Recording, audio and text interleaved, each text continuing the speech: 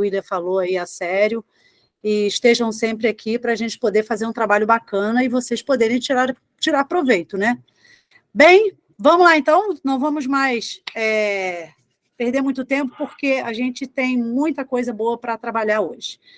Na semana passada, eu trabalhei com vocês algumas questões, e aí fui, né, gradativamente trabalhando as questões discursivas e explicando para vocês os assuntos pertinentes ali, né, o que vinha ali, toda a gramática que vinha ali, que estava sendo inserida. Então, a gente trabalhou, se não me engano, trabalhamos advérbios, trabalhamos pronome relativo, trabalhamos orações subordinadas adjetiva, trabalhamos também, entre um e outra, eu acho que nós chegamos a falar sobre alguma figura de linguagem, não me lembro, e hoje não vai ser diferente, a gente vai dar continuidade a esses assuntos, vamos falar de narrador, vamos falar de narrativa também, e vamos falar como é que isso é colocado dentro do texto, tá, galera?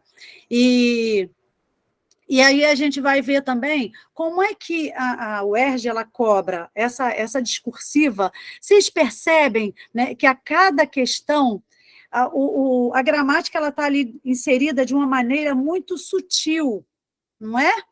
Você vê que está misturado, né? Eu não sei se foi o Matheus que perguntou agora há pouco sobre a literatura, o que eu recomendo e tal. Então, vou recomendar a você, tá, Matheus? A vocês. Uma boa literatura, e que, assim, para mim, vocês devem ter isso na cabeceira. Ontem.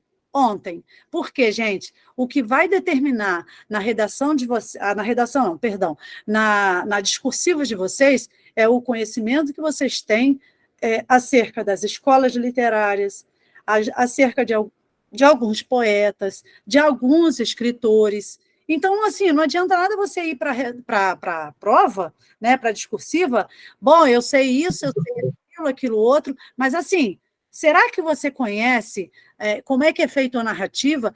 Será que você conhece o autor tal? Será que você conhece a escola literária que determinado autor fez parte? Né?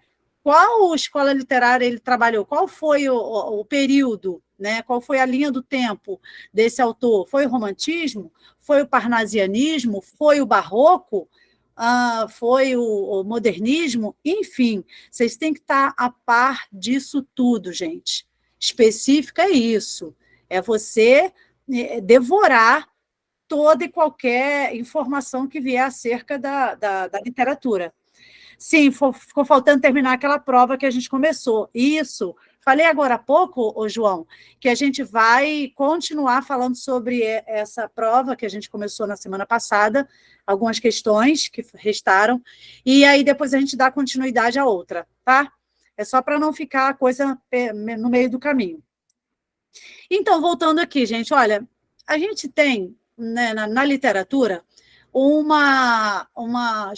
são várias escolas literárias, né? Que você tem ali a linha do tempo. Começa pelo quentismo, aí depois você tem o barroco, depois você tem o parnasianismo, depois você tem o romantismo, antes do parnasianismo você tem o arcadismo, depois vem realismo, romantismo, depois você tem o parnasianismo e depois você tem o modernismo, né? A primeira fase do modernismo, a segunda fase. E é isso. Pode falar, Matheus. Deixa eu ver aqui. Quer falar? Pode falar, Matheus. Professora, uma pergunta sobre a parte que eu tinha perguntado anteriormente sobre como é a prova de literatura, de língua portuguesa e literatura. Ela, pelo que eu andei dando uma analisada, foi justamente isso que a senhora comentou, que ela tem essa parte teórica, gramatical, só que também, acho que assim, uns 80% dela é muito questão de interpretação de texto e de você ter esse conhecimento sobre literatura, sobre estrutura de poesia, de texto narrativo, Isso. Você saber como que se estrutura e tal. Então, assim, eu vejo que cobra essa parte teórica, gramatical, mas Uhum. tem que ter esse conhecimento de base e pergunta muito, e as perguntas assim teóricas, elas são muito a partir da leitura do livro, né, que eles indicam. Ex- exatamente, Matheus. Seria mais ou menos por esse caminho, né? É esse caminho, né? Mas é esse o caminho mesmo, Matheus. Você vai perceber aqui na prova, né, pelas discursivas que vocês têm feito, têm trabalhado, exercitado, você vai perceber que eles estão todas ali, ó, atreladas. As perguntas, as questões, elas estão sempre juntinhas, atreladinhas. É uma coisa, parece que, sabe, atávico. Então, você tem literatura misturado com a gramática. Você vai perceber também, vocês vão perceber que a gramática, gente, é uma coisa muito leve perto das perguntas que são feitas. E se você analisar direitinho, as perguntas são simples. A gente que às vezes acha que a resposta tem que ser muito bem elaborada, claro, como eu sempre falo para vocês, vocês não podem omitir nenhuma informação que está sendo pedida ali no enunciado. No entanto, você vai perceber que ela está ali inserida de uma maneira muito comum, muito simples. Muito simples. Vocês viram pelas questões que nós fizemos anteriormente, que você vai achar o que ali, dentro, numa frase, num período? Você vai achar a inversão da frase, você vai achar o advérbio sendo deslocado, né, o adjunto adverbial deslocado, você vai achar a vírgula fazendo a diferença, nesse caso, do deslocamento, você vai encontrar um advérbio, simplesmente um advérbio hoje, por exemplo, né, o advérbio de tempo, hoje, ele está naquela frase, e aí você tem que somente fazer, colocar na ordem direta, ou você tem que achar qual é a transitividade daquele verbo, a predicação daquele verbo. Então, gente, são coisas básicas, e a resposta também é básica, desde que você faça, né, coloque essa resposta de maneira cabal. Eu sempre falo isso para vocês, não deixem nenhuma resposta mal dada, né? Ou seja, é isso aqui, então você coloca, gente, vocês não estão no ensino médio, né? Vocês vão para a universidade, então você tem que dar uma resposta completamente cabal. Né, do começo ao fim, ela tem que fazer um sentido. Você tem que começar da pergunta e terminar na resposta. Essa é a maneira correta de se responder. Bem, então, como o Matheus bem frisou, essa leveza, né, porque as questões são colocadas, é para exatamente isso, abordar tudo, abordar literatura, abordar gramática, abordar o tipo de narrativa, o gênero da narrativa, uma escola literária, tudo ali. Muitas vezes, assim, poucas questões. Pode falar, Matheus. Aí, esse lance de ficar atento também aos comandos das questões. Porque, por exemplo, você está um exemplo que eu lendo aquele, o guia, né, do conteúdo programático. Conteúdo programático. Aí, tem lá figuras de linguagem e estou citando um exemplo, recursos expressivos do texto poético, alguma coisa assim, não me recordo de cabeça, Uhum. mas alguma coisa assim. E aí, cara, de algum recurso expressivo, ele ser também uma figura de linguagem. E aí, Sim. o que acontece? Na hora que você está fazendo a questão, você tem que estar atento se o que ele está pedindo ali. Porque, Ex por exemplo, às vezes ele está pedindo um recurso expressivo do texto poético, você quer lembrar, você fica com aquele negócio de figura de linguagem na cabeça, quer lembrar de uma Uhum. figura de linguagem lá atrás, que são milhares, e de repente nem é uma simples assim como você falou. Aí eu estava dando uma olhada, né? Uhum. Porque figuras de linguagem são imensas, e uma que é muito usada como recurso expressivo é a símile, né? Uhum. E Uhum. aí, se fosse uma questão puramente de português, você poderia pensar primeiramente em comparação, né? Sim, comparação Os mais usuais, sabe? Só que é, na poesia e tudo mais, a símile ela é muito presente. E aham. é uma sutil diferença. Exatamente. E às vezes você fica muito preocupada com a questão gramatical, né? Mas o que está envolvido ali, muitas vezes, é a questão pura interpretação. Você acha uma figura de linguagem, você fica, eu tenho que estudar essa, eu tenho que estudar essa. Gente, as mais cobradas são aquelas que vão causar um pouco mais de confusão. Por exemplo, a própria Professora, metáfora. só rapidinho para me tirar uma dúvida, não vou mais interromper o andamento da Não aula pode da falar. senhora, não. A símile, essa sutil diferença que eu vi era relacionada, por exemplo, é, como que eu vou explicar? Ela faz uma comparação, só que essa comparação faz mais uma ideia de aproximação entre os dois elementos Sim, na sim, oração. sim. Uma ideia de semelhança entre eles. Uhum. E na comparação, eu acho que era a comparação que eu vi, ele pode ser disso, de ter essa aproximação das duas ideias, ou de ressaltar diferenças, não é? A ressaltar a diferença, a gente tem que tomar cuidado com essa ideia de ressaltar a diferença, porque a diferença entre um conceito e outro, entre um elemento e outro, dentro de um verso ou uma estrofe, a gente tem que perceber que existem outras figuras de linguagem que fazem É, esse trabalho, que é a antítese, o paradoxo, sim. né? Mas a símile, ela também faz essa aproximação, né, entre elementos. É o que, por exemplo, a Mas a metáfora. comparação, o ponto é esse. A comparação não necessariamente vai fazer essa aproximação, é isso? A comparação ela faz essa aproximação, só que ela tem um elemento comparativo, que é o como, né, que é Aham, a conjunção como. Então, você tem ali a conjunção como fazendo essa comparação muito explicitamente, né? aham, A metáfora já é diferente. A metáfora ela faz uma comparação implícita, mas você percebe que é algo fora da realidade, no sentido figurado, né, por assim dizer. E a símile é essa junção, é a junção de metáfora com comparação. Por quê? Mas o elemento como nem sempre vai aparecer. E você pode colocar outras conjunções que vão dar ideia de comparação, de aproximação também. Isso é que é uma figura de linguagem que a gente chama de símile, né? É um elemento é, comparativo, mas que não necessariamente esteja implícito, por exemplo, como, né? O como é comparativo, é comparação.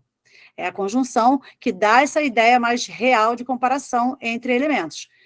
Já a símile, assim como a metáfora, ela aproxima elementos ou distancia, mas aí tem que haver um certo cuidado para você não cair na esparrela de confundir com antítese ou com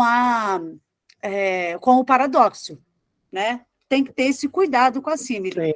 Mas é também questões de aproximação, de semelhança, por assim dizer, tá? Bem, Professora, muito obrigado. Desculpa aí interromper o nada, andamento. Matheus, pelo amor de Deus, faça perguntas. A Luísa, tá, sim, isso, paramos na quinta questão, tá, Luísa? Acho os enunciados da prova de linguagem dúbios. João Gabriel, com toda certeza, né? A ideia é essa mesmo. Comentei isso com o professor Roberto de literatura.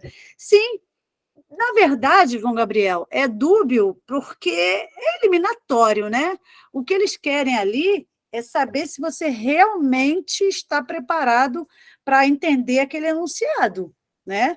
Se você entender aquele enunciado da maneira como eles estão pedindo, você sai dessa dubiedade, né? Agora, que traz essa dubiedade, essa dupla interpretação, isso é muito comum mesmo. Então, você releia várias vezes o enunciado, se isso te provocar, se você sentir que ele está dúbio, né, que você não está conseguindo entender muito bem qual é a ideia, né, qual é realmente o que eles querem ali, lê novamente.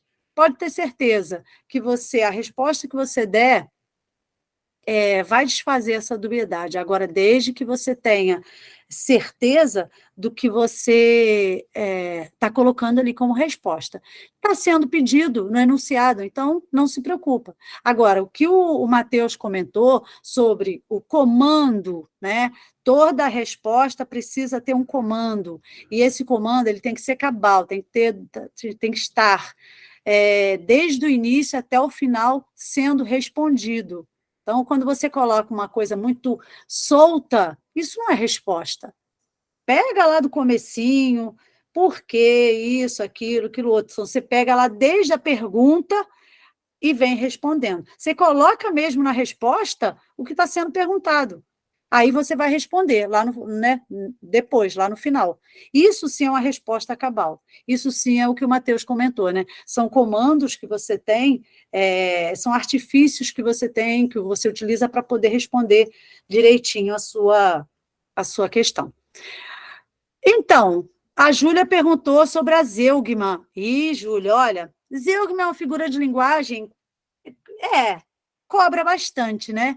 Você tem a zeugma, essa figura de linguagem, que o elemento não aparece, mas você consegue perceber o elemento, porque é um verbo que deveria estar ali, mas não houve necessidade e tal. Sim, se eles gostam, sim, gostam de zeugma, sim. Muitas vezes eles me perguntam nem qual é o nome dessa figura, mas eles perguntam de uma outra maneira, que ali existe um termo que foi omitido, né, e que você deveria achar. Qual é o termo que foi omitido? É um verbo? É um substantivo? É sei lá, um pronome? Qual é o termo que foi omitido ali? E isso nada mais é, né, do que zeugma. Pode falar uma frase, por exemplo? Agora eu já não lembro mais o que você pediu, Luísa, mas fala aí para mim de novo. E quais as figuras de linguagem eu devo dar prioridade? Gabriel, pois é. Ah, tá, de símile. Ok, só um minutinho. Gabriel, olha, as figuras de linguagem mais cobrar, zeugma é meio chatinho mesmo, mas olha só, a figura de linguagem muito cobrada, como eu falei agora há pouco até com o Matheus, eles gostam muito de falar da metáfora, né? Eles gostam do paradoxo.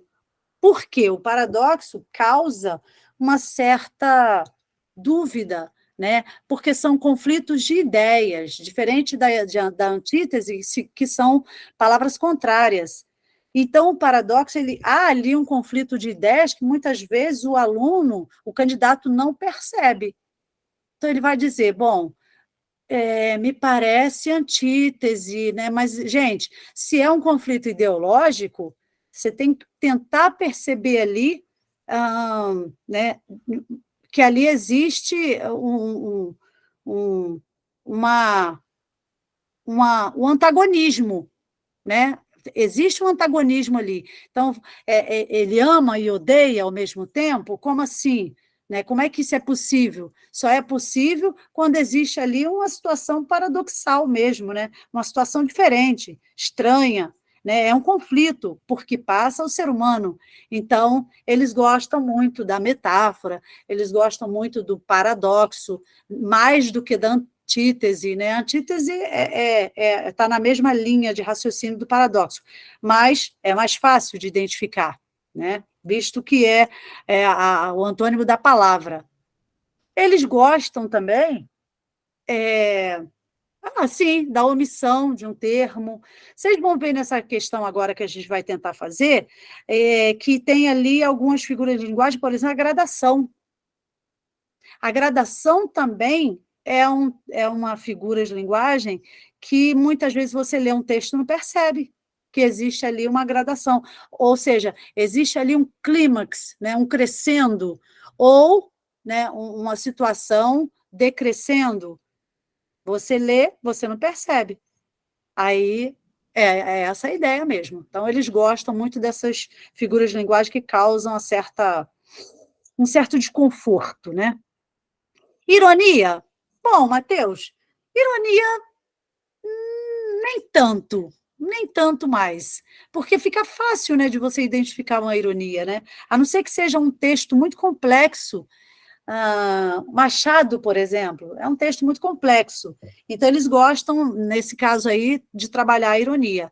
Mas, afora isso, normalmente a ironia ela não vem sendo cobrada ultimamente, não. Nos últimos anos, não. Eu tenho visto outras figuras de linguagem sendo cobradas aí ao longo do ano, que é a gradação, que é a metáfora, o paradoxo, tem também, deixa eu ver, o hipérbato, né? O hipérbato também é uma figura de linguagem, volta e meia aparece, mas também não é tão presente assim, né? Não é tão constante assim. Então, existem algumas ali que a gente vai ter um pouco mais ela vai surgir com um pouco mais de frequência, vai ter uma certa frequência. E é isso que vocês têm que ficar um pouco mais atentos, tá, galera? Bem, a gente vai começar a nossa aula falando sobre. Na aula passada, a gente falou sobre. Paramos, né? Paramos na questão, se eu não me engano, 5 ou 6, de uma discursiva que eu peguei, que eu achei muito bacana de trabalhar a gramática, que ela veio um pouco mais presente, né? Agora, essa outra, a gente vai ver também que tem a presença da gramática ali muito mais forte, né? Muito mais explícita. Já tem outras questões que ela está bem mais complexa. Então, vamos lá. Eu vou colocar aqui para vocês.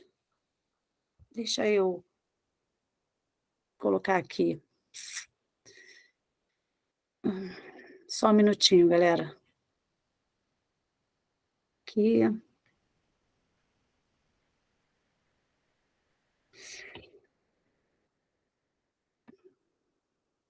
Só um minuto, tá? Pegando aqui.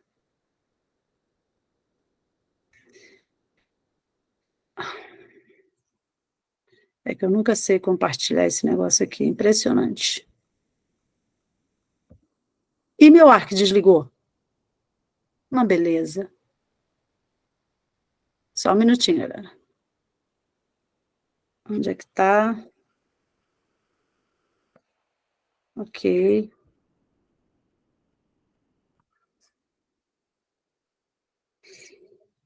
Ai, ai. Opa, agora sim. Acho que agora vai.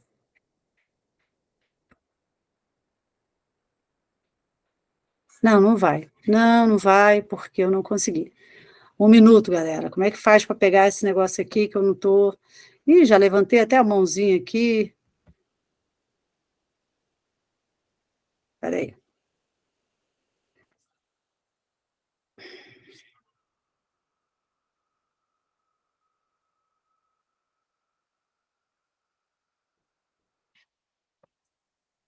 Se eu não me engano, quem é que perguntou? Acho que agora eu consigo.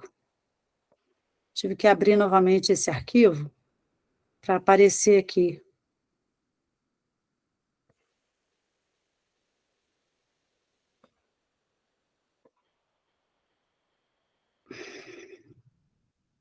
Opa, oi, Renata, peraí, não me interromper.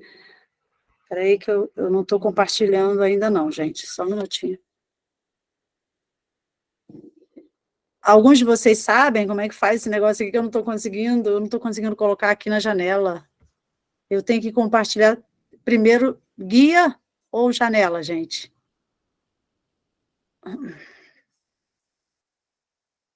Minutinho. Eu abri tanta coisa.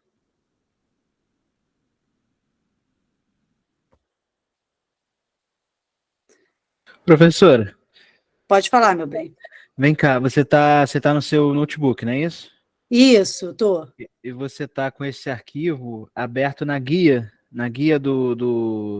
Lá em cima? do navegador?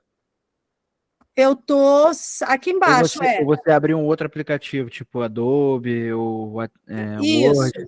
Você abriu outro Aham. aplicativo? Ele tá. Ou ele tá dentro do Chrome ali, do navegador de internet? Eu acho que ele está dentro do Chrome. Ah, então você tem que compartilhar a guia. E dar uma Ah, então olhada em peraí. qual guia que é o arquivo. Pois é, mas só tem aqui o que eu baixei anteriormente. Mas eu quero a anterior, que ela está aqui embaixo na barra. Uma outra janela, né? Ela deve estar em outra Isso. janela. Pois é. Você Como é que consegue faço? abrir isso nessa mesma janela que você está? Ah, eu acho que eu acho. Peraí, só um minutinho. Vê aí. Eu acho que eu tenho que baixar, então, né? É, também pode fazer isso. Peraí, só um minutinho aqui. Eu vou deixar ela aberta e vou ver aqui como é que faz. Achei. Agora sim. Vê aí, Daniel. Vê se abriu. Pessoal, Demora um pouquinho. Agora foi. Tá indo. foi? Isso, foi. Opa! Então, galera, nós paramos, se eu não me engano, na questão 5, 6, alguma coisa assim. Só que a 5, ou a questão 6, se eu não me engano, faz parte desse texto aqui, que nós lemos na semana passada. Então, quem tiver aqui, né, que não esteve na aula passada, então não vai conseguir entender muito bem a questão se não fizermos a leitura. Então, vamos lá. Essa o encontro marcado, né? Vai falando do Eduardo aqui, que é um menino, né, que nadador, que tem algumas questões, né, emocionais aí toda vez que ele vai se apresentar. Então diz assim: Eduardo e a vida sadia. Seu Marciano tornou-se sócio do clube. O filho praticava natação. Por que você não joga basquete? Sugeria Letícia. Natação é tão sem graça. Porque natação não depende de ninguém, só de mim. Em Desculpa, em 6 meses, era o melhor nadador de sua categoria e ameaçava já o recorde dos adultos. Uma espécie diferente de emoção, a de poder contar consigo mesmo e de se saber, numa competição, antecipadamente vencedor. Os entendidos sacudiam a cabeça admirados. Quem diria esse menino? Era uma espécie de êxtase, fazer de simples provas de natação, a que ninguém o obrigava, uma disputa em que parecia empenhar o destino, fazer da arrancada final uma luta contra o cansaço, em que a vida parecia querer prolongar-se além de si mesma. Dia de competição, as luzes da piscina acesas, as arquibancadas cheias, ambiente de expectativa, medo, alegria, excitação. Alto-falantes, comandando ordens, convocando nadadores, apostas, previsões, torcida, gritaria. Nada da paz quase bucólica da piscina nos dias de treino. O rigor e a monotonia dos exercícios de manhã e de tarde, o longo, lento e meticuloso esforço durante meses e meses para ganhar décimos de segundo na luta contra o cronômetro. Refugiado no vestiário, enrolado em cobertor, Eduardo aguardava o momento de sua prova, ouvindo lá fora os aplausos da multidão. Logo chegaria a sua vez. Chico, o roupeiro, aparecia para dar-lhe a notícia da competição. Estamos ganhando, daqui a pouco é você. Sua emoção se traduzia em longos bocejos. O medo era quase náusea. A expectativa era uma ilusória, persistente e irresistível vontade de urinar. A multidão voltava a aplaudir, lá fora. Daqui a pouco é você. Nunca saía do vestiário antes da hora de nadar. Quanto está a água hoje? Perguntava ao roupeiro. Era o único nadador que não interrompia os treinos no inverno. Sozinho, a água gelada, a piscina fechada aos sócios. Nadar era difícil. Ficava cada vez mais difícil. Onde quer que surgisse um recordista, logo surgia outro para abaixar-lhe o recorde. Marciano, a sua vez, vinham lhe avisar. Nada a fazer. Ali estava ele, pronto para o sacrifício, convocado como um condenado para a execução. Ia seguindo em direção à mesa dos juízes, para assinar a súmula, sem olhar para os lados. Sentia que todos os olhos o seguiam, ouvia vagamente os aplausos, procurava ignorar tudo, concentrar-se. Vontade de dormir, de desistir, fugir, sair correndo, esquecer aquele suplício. Medo. Os outros também se sentiriam assim, fragilizados pela emoção, sucumbidos pela espera. Munira-se de alguns minutos de descanso e solidão, curtidos em agonia no vestiário, era sua reserva. Munira-se. Ali fora, os nervos se esbandalhariam ante o que o aguardava, que viesse imediatamente. Mostra essa gente, Eduardo. É para valer. Capricha, menino. Está bem, está bem. Deslumbrado pelas luzes dos refletores, desprotegido e nu, ia caminhando para o sacrifício. Então, aí agora eu vou pular para a questão 5 ou 6. É isso aí. Deixa eu dar uma olhadinha na 5, que eu não me lembro se a gente fez essa aqui. A questão 5, galera, me parece que a gente fez, não é? Alguém lembra dessa questão aqui? Era uma espécie de êxtase, fazer de simples prova de natação. Aqui ninguém... Os alunos estão respondendo no chat que fizeram, sim. Ah, então ótimo, ótimo. Então, porque eu não tô olhando o chat aqui, Daniel. Então, sem problema, eu estou aqui para ajudar. Muito obrigada. Então, gente, eu acho que nós paramos realmente na 6, né? A questão 6 que diz assim. Vamos lá. Sua emoção se traduzia em longos bocejos. O medo era quase náusea. A expectativa era uma ilusória, persistente e irresistível vontade de urinar. A multidão voltava a aplaudir lá fora. Daqui a pouco é você. Nunca saía do vestiário antes da hora de nadar. Bem, está pedindo aqui para vocês identificarem o foco narrativo do trecho, né? Desse trecho aí. E explicar a particularidade do seu emprego na exploração do tempo psicológico nesse episódio. Então, gente, basicamente o que está pedindo aqui é o tipo de narrativa. Que narrativa você tem aqui? Primeiramente, está mostrando o foco narrativo.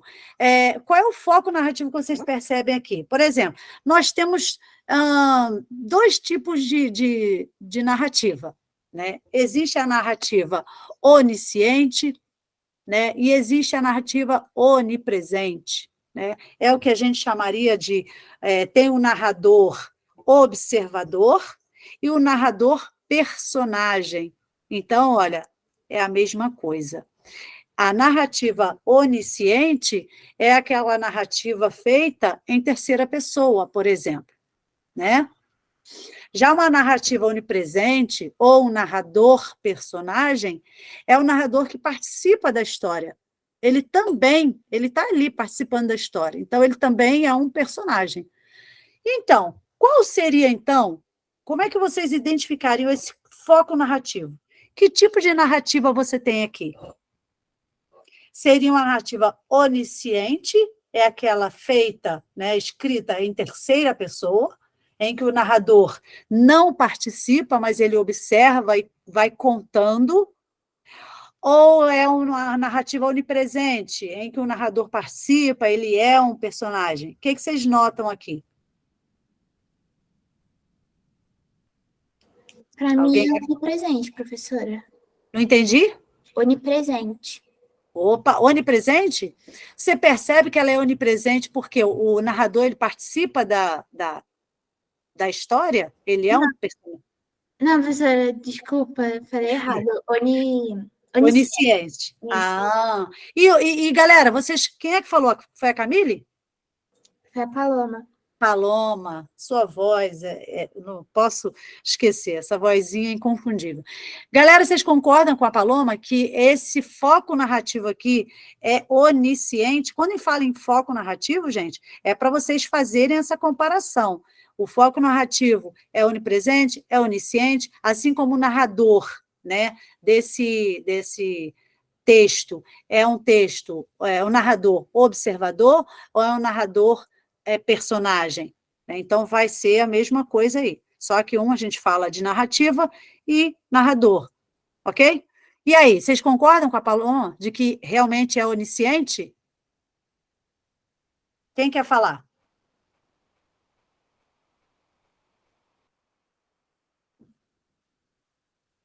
Por que você chegou a essa conclusão, Paloma, de que esse trechinho aqui é uma narrativa onisciente?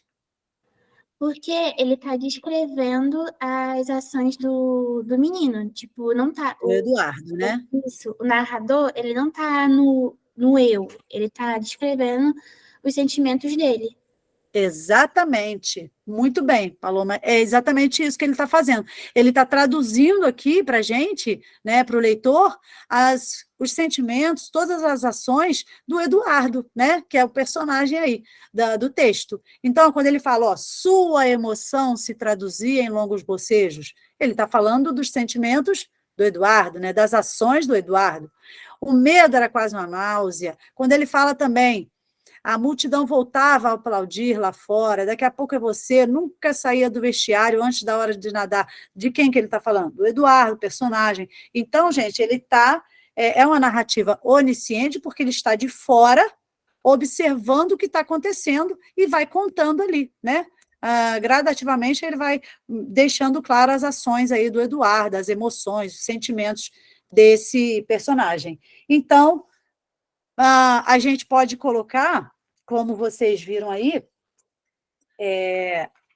não sei quem me ensinou a fazer isso aqui, eu vou tentar fazer novamente. Espera aí. Não sei se foi o João Gabriel, se foi o Matheus, ou teve o Jean também, essa aula passada, né? Eu vou tentar fazer isso aqui. Jean, eu acho que ele me ensinou, destaque, coloca aqui assim. Não, é aqui. Acho que tem que clicar. Digitar texto, né? Achei. Achei. Quem é que está falando? É o Daniel? Não, é o Matheus, mas eu lembro que o Jean falou. Foi o Jean mesmo, né? É. Então, olha, gente, a resposta que você vai dar aqui é exatamente essa. Vocês podem colocar aqui, ó, olha como é que você vai responder a essa pergunta, né? Está perguntando, ó, identifique o foco narrativo do trecho acima. É uma pergunta. Aí depois, explique a particularidade do seu emprego na exploração do tempo psicológico neste episódio, né? Mais precisamente nesse episódio aqui. Então, você vai responder assim, olha, o foco narrativo é onisciente. Pronto, só isso aí já basta para você entender que se trata aí de um narrador que está narrando aí as ações do personagem. Se você quiser ainda complementar, o que não há necessidade, mas se você ainda quiser complementar, você pode colocar assim, olha, em terceira pessoa. Pronto. Ok, só isso aí já responde essa primeira pergunta aí. Aí depois ele diz, explique a particularidade do seu emprego, perdão, deixa eu pegar o negócio. Explique a particularidade do seu emprego na exploração do tempo. E aí, gente, vou pular uma linha aqui, para não ficar bagunçadinho. Como é que eu posso explicar essa particularidade do emprego, do foco narrativo onisciente? Como é que eu posso explicar? A Paloma, ela já deu uma deixa aí.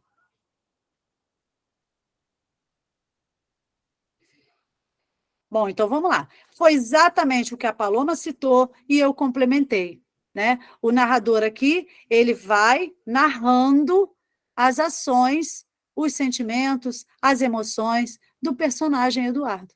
Essa é a resposta. Como é que você consegue particularizar esse foco narrativo? Mostrando exatamente o que o narrador está escrevendo, né? Sobre o episódio. Então, você pode colocar assim, olha, o narrador descreve os sentimentos, as emoções. O que mais que a gente pode colocar? Ações. E as ações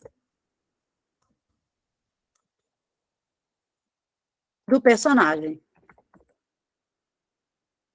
Pronto. E aí, só nisso aí você já respondeu o que está pedindo. Está pedindo para explicar o foco narrativo. Por que é um foco narrativo onisciente? O narrador, porque o narrador descreve os sentimentos do personagem, os sentimentos, as ações, o pensamento, né, os conflitos por que passa esse personagem, né? Então, você pode fechar ainda assim, olha, as emoções, as ações... Só um minutinho, vou consertar aqui, ó, vou acrescentar. As ações e os conflitos porque passa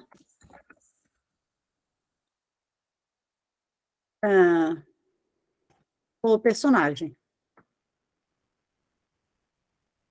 O personagem diante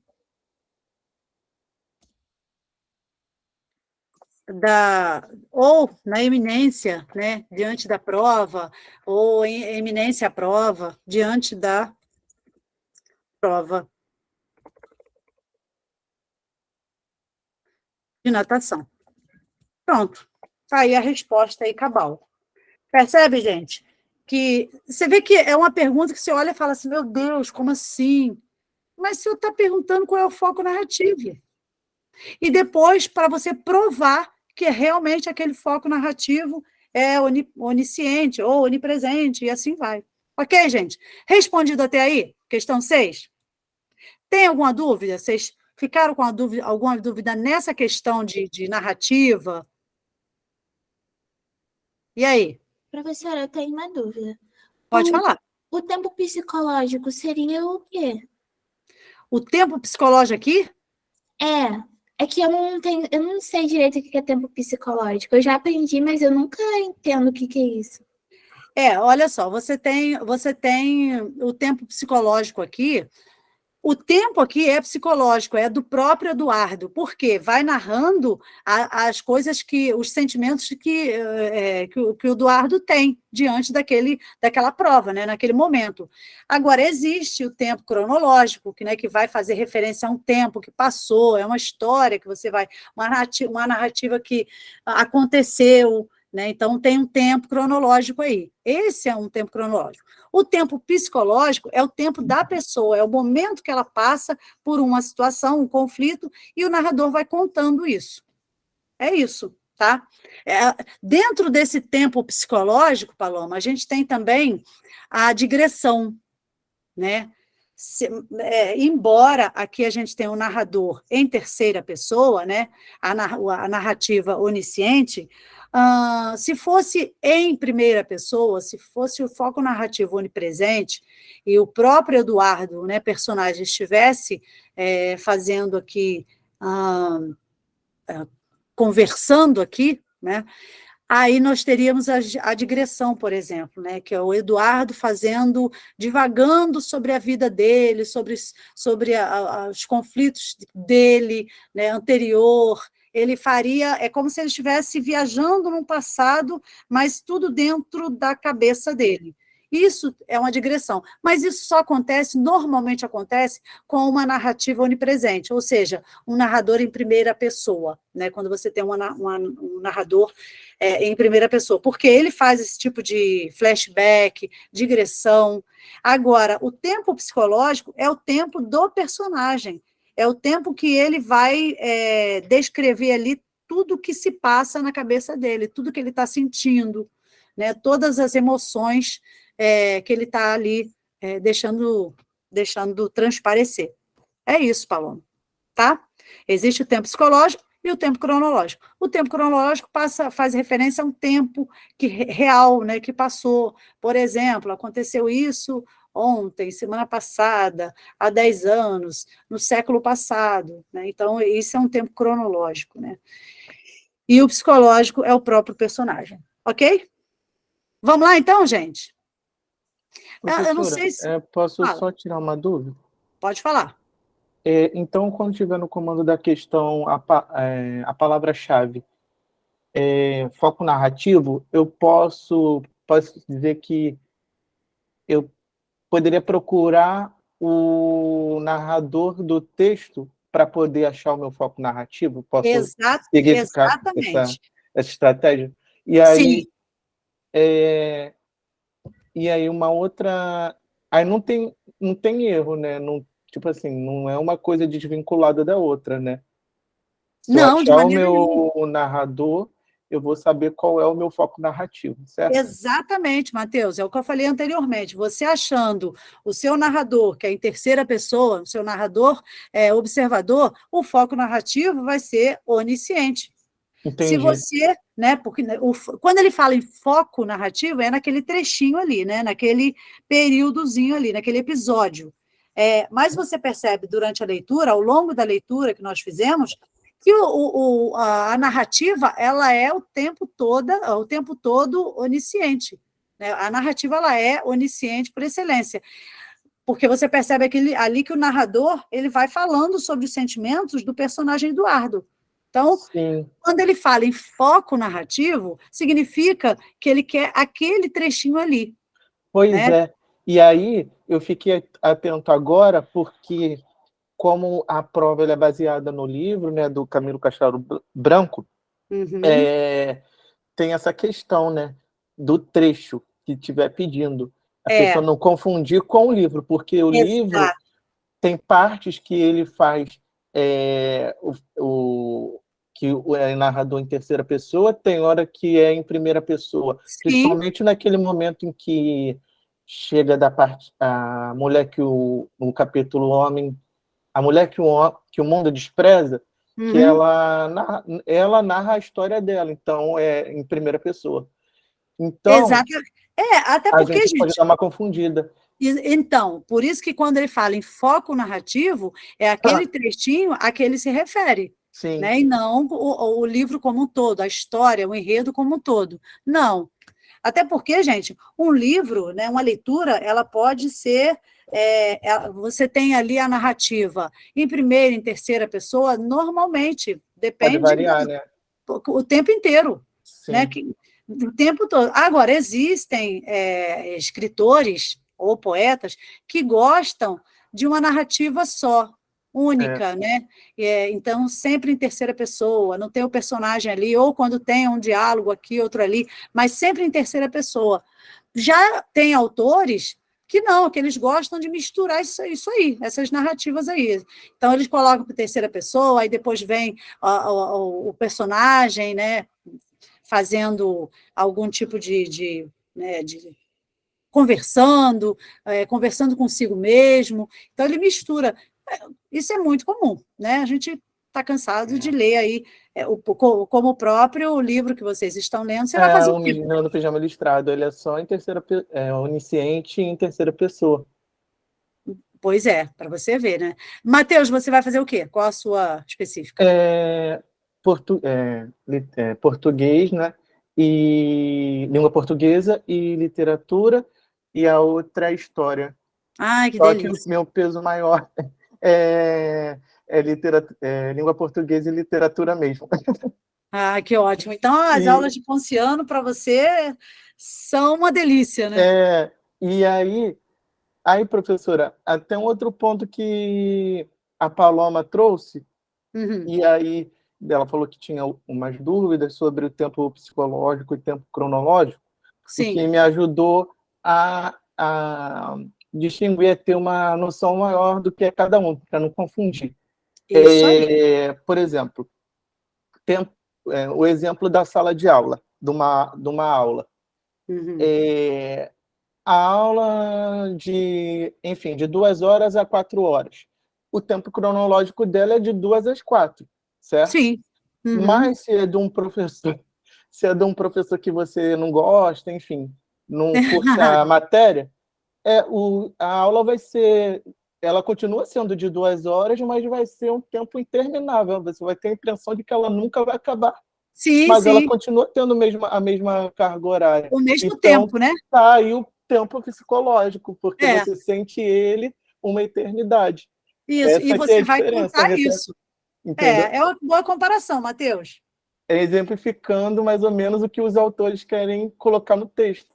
Isso. E ali você vai contar como é esse tempo, né, que você está ali, passando por todo aquele conflito, todo aquele turbilhão de emoção, né? Por quê? Porque está cansativo, você está sentindo isso, aquilo outro. Então, o personagem vai contar durante todo o tempo, ao longo do tempo que ele está ali, assistindo aquela aula, tudo o que está passando na mente dele. Então, é o tempo psicológico dele. Não importa se 2, 3, 10 horas, né? Agora, o tempo cronológico é algo que realmente você vai contar um tempo que aconteceu, né? Não importa se aquele tempo cronológico foi 2 horas, foi um dia, se foi 10 dias, 1 ano, não importa, né? Você vai contar de uma maneira tranquila, né? Sim. Então, gente, percebe que são exemplificações que vocês mesmos conseguem trazer que vão facilitar na hora de você entender essas questões aí de narrativa, de tempo, espaço, enredo, né, clímax, anticlímax, isso é muito bom. E aí é bom você trazer esses exemplos fáceis, porque você consegue entender o enunciado, fica mais claro para você, né, o enunciado. Bem, e aí, Paloma, eu estudo, mas sempre confundo. Pois é assim mesmo, Paloma, não, mas continue estudando que você vai continuar entendendo aí essa diferença aí entre tempo, né, tempo psicológico e cronológico. Mais os sentimentos, isso aí, Tamires. Isso, pois é, Júlia, concordo plenamente com você. O exemplo que o Matheus trouxe foi muito bom, né? Trazendo aí esse conflito do personagem. E a gente tem ali, nesse textinho, um conflito, né, do personagem Eduardo, né? Todas as dificuldades que ele sente ante uma apresentação. Então, toda vez que isso acontece, ele fica extremamente nervoso, né? Dá vontade de urinar. Isso tudo é um tempo psicológico, né? Bem, vamos lá, gente. Voltando aqui, a gente agora pode, então, passar para a questão 7? Podemos, né? Beleza, vamos lá. Deixa eu fechar esse negócio aqui que apareceu. A questão 7 diz assim: nada a fazer. Ali estava ele, pronto para o sacrifício, convocado como um condenado para a execução. Ia seguindo em direção à mesa dos juízes, para assinar a súmula, sem olhar para os lados. Então, aqui está pedindo para você citar 2 vocábulos, né, 2 palavras, deste fragmento que revela o sentimento que a prova de natação provoca em Eduardo, e depois, com base no último parágrafo do texto, indicar um recurso utilizado pelo narrador para enfatizar esse sentimento. Então, primeiramente, gente, qual seria aqui, nesse trechinho, 2 vocábulos que vocês identificam como sendo, revelando o sentimento do Eduardo ante essa prova? O que vocês têm aí? Quais palavras que chamam a atenção de vocês? Professora, está me escutando? Estou ouvindo. Bom, eu acredito que seja condenado e execução. Condenado e execução. Boas falas. São 2 vocábulos importantíssimos, né? Quando ele fala aqui, ó, ali está ele, pronto para o sacrifício, como se aquilo fosse um negócio assim, sabe? Horrível para ele, né? É um momento que provoca nele um turbilhão de emoção. Então, a palavra condenado, a palavra sacrifício e depois execução, né? Ó, condenar, convocado, sacrifício, né? Como se aquele momento para ele fosse muito ruim, muito, muito, muito angustiante. Depois você tem condenado e depois execução, né? Você tem até uma gradação aí, né?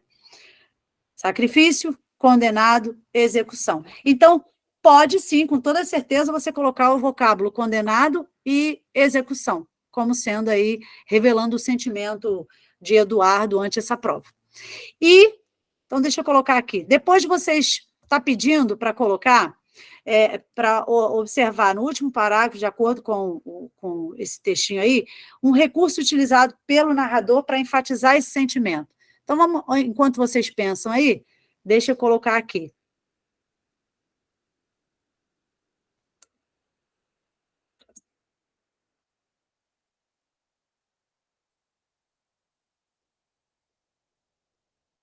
Os vocábulos são, 2 pontos, condenado e execução. Pronto. Quem quiser colocar sacrifício também, pode colocar. Ele está pedindo 2, né? Então, não precisa de mais. Agora, galera, o que ele pede, então? Indicar um recurso utilizado pelo narrador para enfatizar esse sentimento. Lá no finalzinho do parágrafo. Do último parágrafo. Deixa eu ver. E aí, gente? Último parágrafo. O que você tem aí? Deslumbrado pela luz dos refletores, desprotegido e nu, ia caminhando para o sacrifício.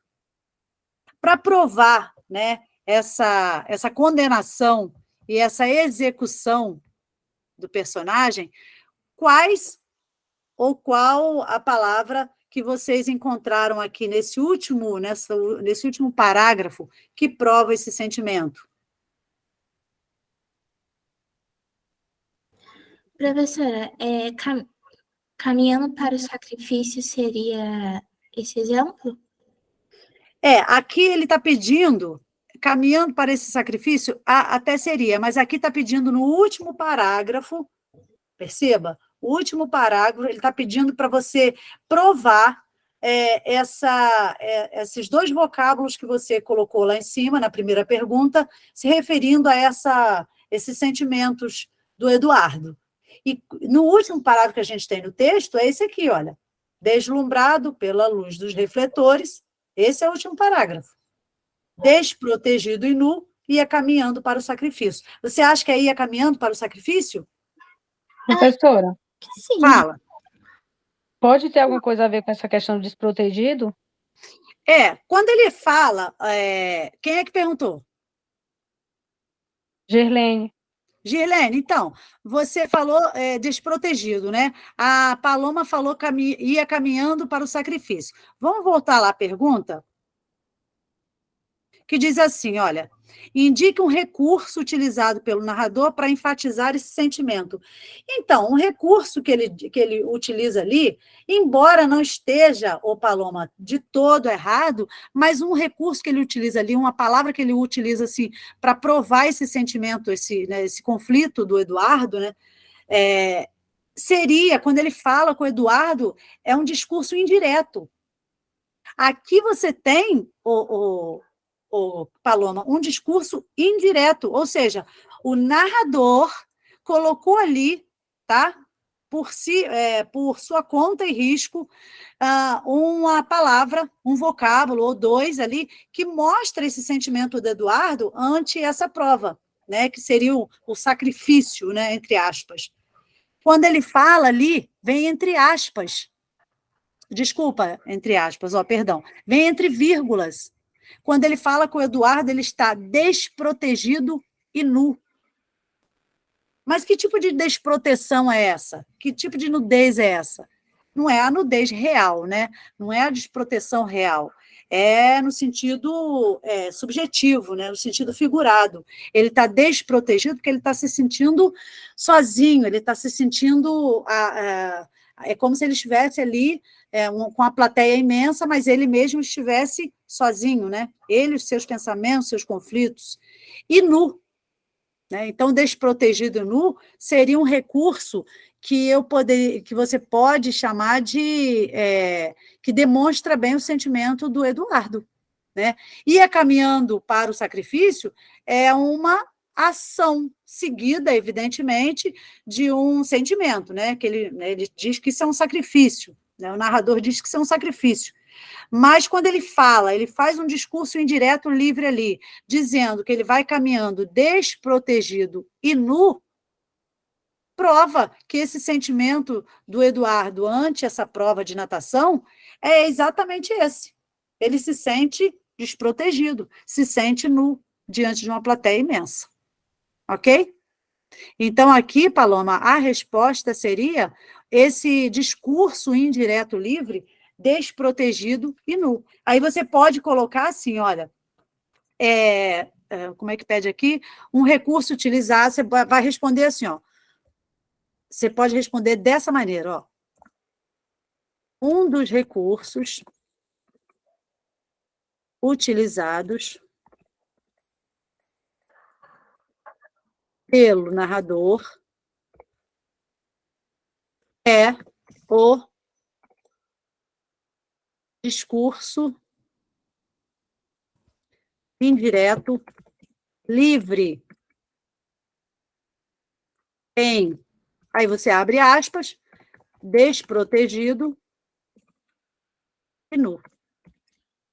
Aqui, Paloma, está provando exatamente que o narrador, né, embora sendo em terceira pessoa, ele pode fazer esse tipo de discurso, né? Indireto livre. Ele pode colocar ali a sua opinião. Por isso que a gente chama, né, de discurso indireto livre, né?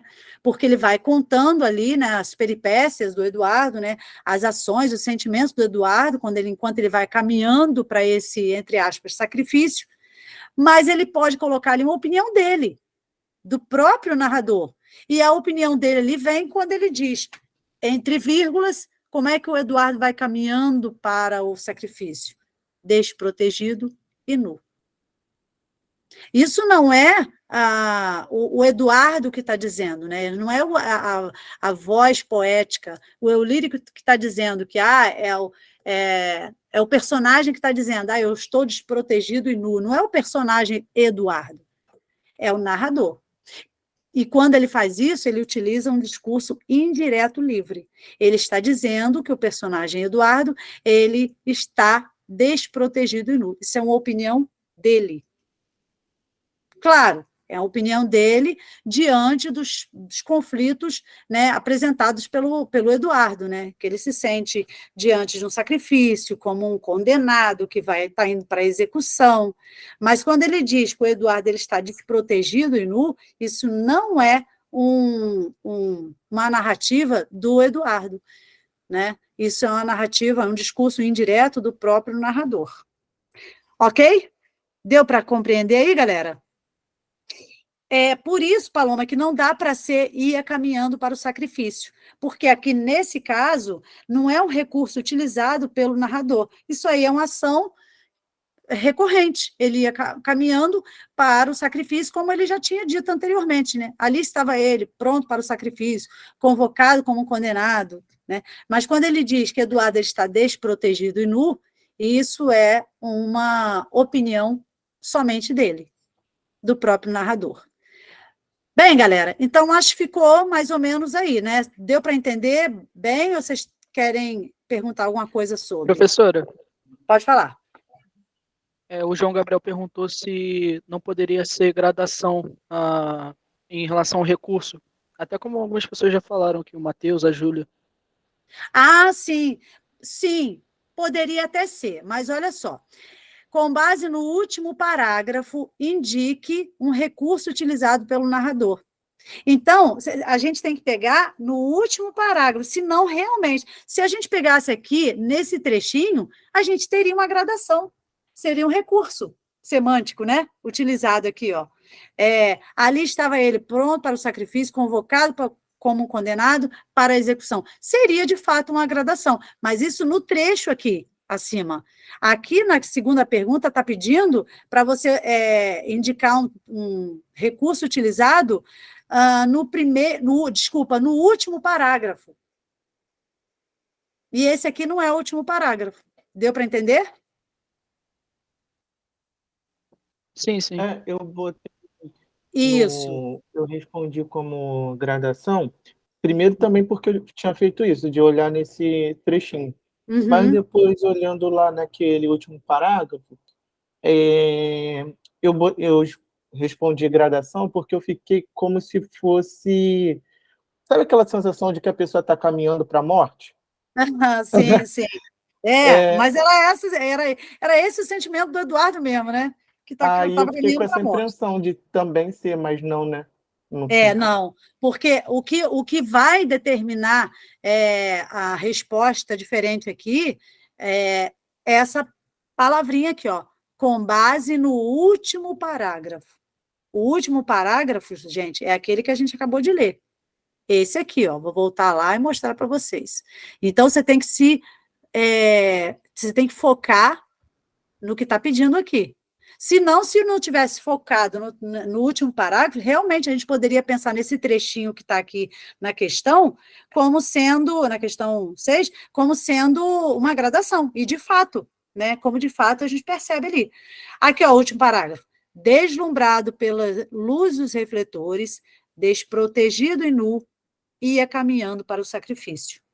Então, nesse último parágrafo, não há gradação. O que há aqui é ele caminhando, né, a ação do personagem Eduardo em direção ao sacrifício, que ele chama, né, que é a prova de natação, mas quando ele coloca aqui um recurso mostrando esse sentimento do Eduardo, né, ele mostra que o sentimento do Eduardo ante essa prova de natação é de desproteção e nudez. Ele está se sentindo desprotegido, ele está se sentindo nu, né, como se ele estivesse sentindo um peixe fora d'água, né, diante de uma plateia imensa, ele está sozinho, é como se ele estivesse ali sofrendo uma pressão muito grande, né? Então, é como essa nudez, ele está sendo revelado uma nudez dele, ou seja, um sentimento que ele vai colocar ali em prática, né? Dali a pouquinho, quando ele chegar no ato da execução, por assim dizer. Então, se apegue ao que está sendo pedido aqui. E o que está sendo pedido aqui é com base no último parágrafo, tá? Se fosse com base no trechinho acima, aí a gente poderia dizer que é uma gradação, sim. Seria um recurso, sim. Pode ter certeza, não está errado, não. Seria assim, ó, ali estava ele, pronto para o sacrifício, convocado como condenado para a execução. Né? Então, você percebe aí esse clímax, né? Essa tensão. Foi, gente? Então, a questão 7? Podemos passar para a próxima? Perceba, então, ó, que o discurso indireto ele está presente, sim, quando o narrador, em terceira pessoa, ele pode colocar ali a sua opinião, tá? O seu sentimento. E ele faz exatamente isso, quando ele diz que o Eduardo ele está desprotegido e nu.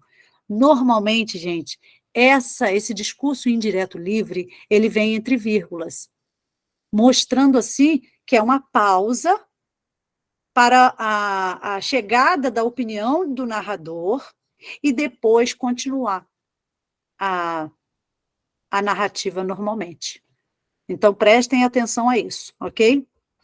Bem, partindo aí para a questão 8, tem um textinho, né? Vagabundo. Eu durmo e vivo ao sol como um cigano, fumando meu cigarro vaporoso.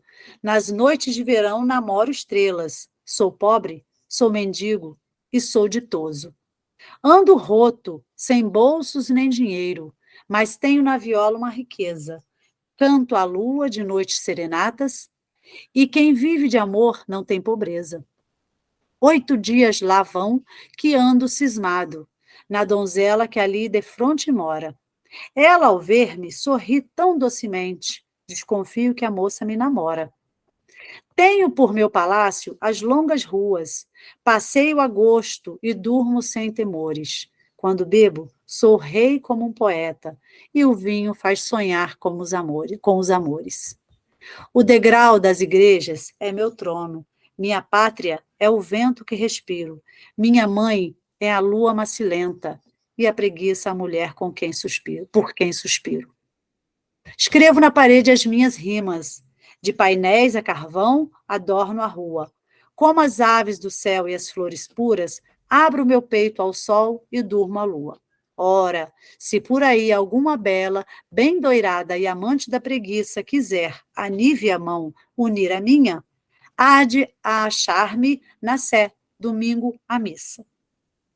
Então, lindo, né? Álvares de Azevedo. Não sei se vocês já leram sobre esse poeta. Eu espero que vocês já já o conheçam, né? Porque esse poeta, ele morreu aos 21 anos, né? Ele era praticamente um garoto, né? E como ele morreu, bem, ele caiu, né? Teve uma queda, né? Ele sofreu uma queda de cavalo e quebrou a perna, e ali ficou acamado, e nessa de ele ficar acamado, ele adquiriu a tuberculose, que na época era muito comum, né? Eles chamavam de tísica, né? Uma pessoa que estava tuberculosa, ela estava tísica. E Álvares de Azevedo, ele adquiriu a tuberculose por conta aí do tempo que ele passou acamado, né? E pelo lugar frio, né, também. Isso também, a tuberculose, ela estava muito comum naquela época, né? Era uma epidemia, um negócio muito comum à época. Então, ele acabou morrendo aí no alto dos seus 21 anos, por conta aí dessa decorrente, né, da tuberculose, mas provocada pelo tempo que ele ficou acamado por conta dessa queda de cavalo. Bem, mas era um poeta, assim, gente, Noite na Taverna. Leiam, porque é a coisa mais maravilhosa. Eu tenho esse livro, eu até procurei ali nas minhas coisas, mas como eu tenho muito livro e ele é fininho, eu não consegui achar tempo de mostrar para vocês. É um livro puxado, né, pesado, né, que ele era um poeta, né, romântico, mas ele era daquela primeira fase, né, que a gente chama de o mal do século, né, que os sentimentos eram todos muito subjetivados, muito, como eu vou dizer, eram poetas, eram pessoas que viviam na boemia, né, na vida, uma vida desregrada, né, com bebidas, drogas, né, e amores. Então, eles tinham uma maneira de pensar sobre o amor diferente, né, dos poetas românticos da segunda fase. Bem, e aí a pergunta, então, só ficando a reflexão aí, procurem, por favor, Álvares de Azevedo é um carinha maravilhoso, maravilhoso, era um menino, né, mas escrevia lindamente, lindamente, mas tem uma visão diferenciada sobre o amor, né? Muito, muito própria, por assim dizer. Talvez pela época, né? Ou talvez pela vida desregrada que ele tinha, né? Ou que a maioria dos poetas tinha na época, né? Boemia, drogas, muita bebida, né? Então a visão do amor é diferente. Bom, na questão 8 diz assim: sou pobre, sou mendigo e sou ditoso. Bem, como vocês viram aqui no vocábulo, na explicação, ditoso é uma pessoa o quê? Feliz, muito feliz. O verso acima reúne dois traços que podem ser considerados inconciliáveis. Olha a palavra, inconciliáveis.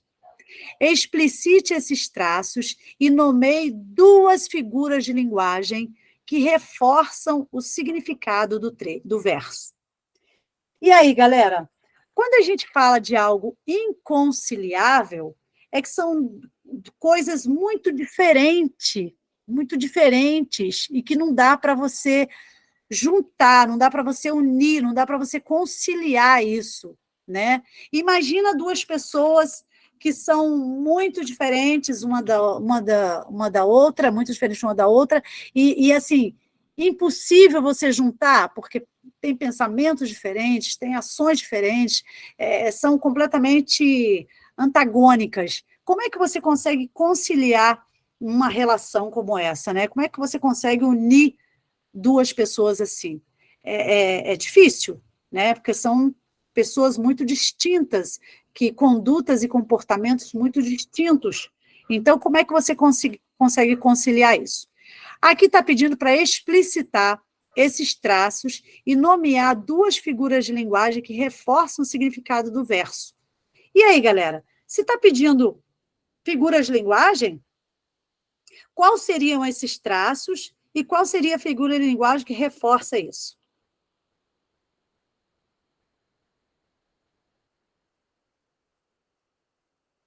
E aí, galera? Ó, sou pobre, sou mendigo e sou ditoso. O que você vê ali como sendo coisas muito distintas, muito díspares, que você não consegue conciliar? Eu responderia que é impossível conciliar a pobreza com a felicidade. Perfeito, exatamente, porque a gente viu que ditoso é feliz. Como é que uma pessoa que vive, que é pobre, mendiga e é ditoso? Pode até acontecer, né? Mas sabemos nós que isso são considerações muito distintas, né? São visões distintas de um ser humano, né? Pobre, é mendigo e é ditoso, é feliz, né? Então, são palavras aí, vocábulos que se distanciam. Se são palavras que se distanciam pela própria natureza, pelo valor semântico disso, né, que isso, pelo conteúdo semântico que isso traz para a gente, né, pela carga semântica que isso traz para a gente, qual seria, então, uma figura de linguagem que a gente poderia dizer que se encaixa perfeitamente aqui?